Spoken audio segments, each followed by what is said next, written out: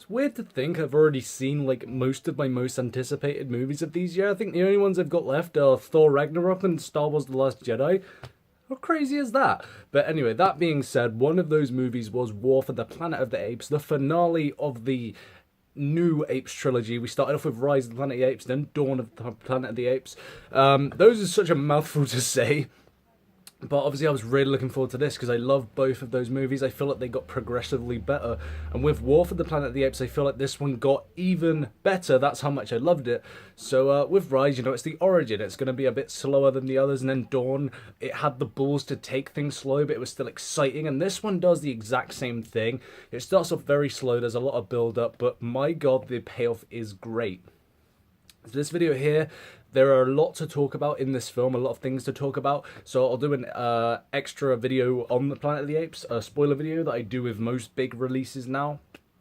But for now, we're going to talk about no spoilers in this video. We're going to talk about just the basics. But I'll start off by saying the trailer. I never watched the final trailer, but the first two trailers, I felt like they'd given away quite a lot, but they really don't. I mean, so much happens in this film that we don't even get a hint at in the trailer. So I really appreciated that. But we start off and automatically the emotions turned up to 11 and things are happening and you're just thinking, I am feeling the emotion like for these apes. You know, it starts off with this sort of action scene, the last remaining humans and the apes. You know, we got the hint of that at the end of Dawn of the Planet of the Apes, and we get the start of that in this film, which gets, you know, progressively, you know, bigger and progressively more intense. But it starts off and automatically the apes, you know, they rule the world. Sorry about that. Yeah, they're ruling the world. And obviously there's not many humans left in this world as we know it, you know. So supposedly we're supposed to be rooting for the humans, because that's what we are. I'm stumbling a lot today. I guess it's the mouthful of the title of this movie. You know, automatically we're supposed to be rooting for the humans because that's us, that's our legacy. But of course we're rooting for the apes because we feel more emotion for the apes. But then we get into Woody Harrelson's character. He plays this like army colonel, and the apes go on their journey to, you know, stop the humans from wiping them out. When we find out a bit of Woody Harrelson's backstory in this film, you sort of feel it a bit for him. I mean, he is a dick. His presence on the screen, he is like a horrible character to, you know, watch, but he gives a good performance, I'll give him that much. But watching him, he's a dick.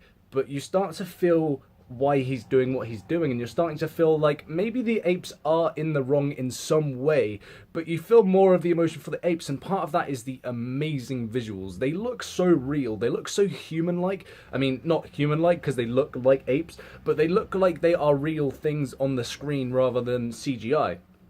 And Andy Serkis, man, if there was ever a time he deserved an Oscar, now is the time. His motion capture work, I feel, does go unnoticed. And I'm going to go out and say it. I think that Caesar is Andy Serkis's best role, motion capture or not.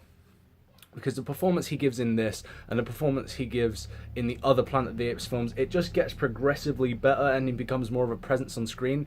The thing that took me away a little bit is that Caesar can form like full sentences now, as you've seen in the trailer. But none of the other apes really can. They can say words, but they can't really form sentences. And the pacing of this film, it's slow, like I said. And there's a character that's introduced. You know, they do have some comic relief. There's a character called Bad Ape, played by Steve Zahn, who I just thought that was funny that he played him in the first place.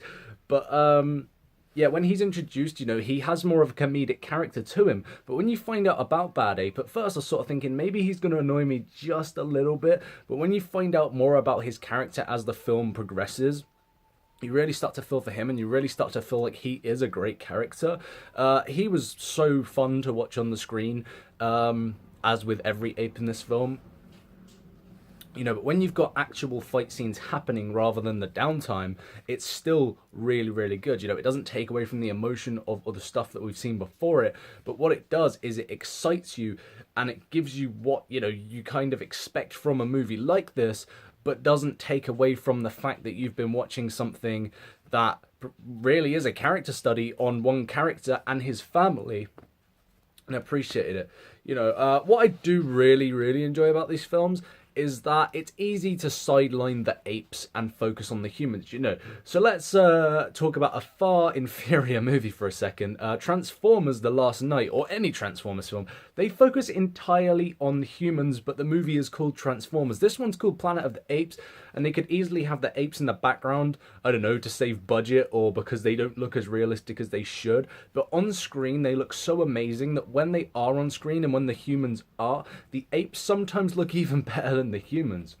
Even when Caesar's talking, it could have been easy for this film to be a bit more ridiculous and a bit stupid because you've got a talking ape as the main character. But no, it works. It really works. So yeah, Woody Harrelson, as I said, is a great villain. Andy Serkis is just a joy to watch in this film. So overall, I really, really dug Dawn of the Planet of the Apes. There are some things that will really hit you in the heart. I came out of this movie, my heart was in pain. I came out very sad, but I'll talk about a lot more in the spoiler talk. They meet this little girl on their journey. I can't remember her name. She hasn't got any lines in this film, but she was really, really good in this film. I think this is her first film, if I'm right. And if that is the case, then this is the perfect place to start. I mean, the climactic film, the finale of one of the greatest modern trilogies of all time. Yeah, I said it. I think it's one of the greatest modern trilogies of all time that just got better.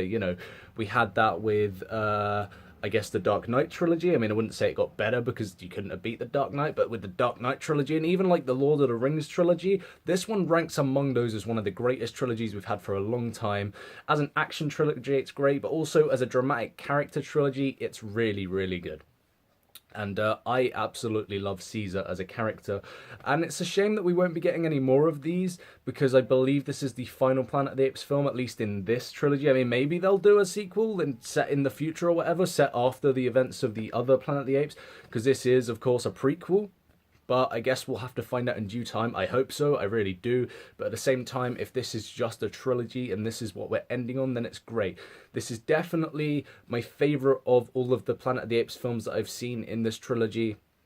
And I highly recommend everyone go and see it because it's probably the best movie out right now next to, Baby Driver. So if you're going to see anything and you've already seen Baby Driver, this one's the one to watch.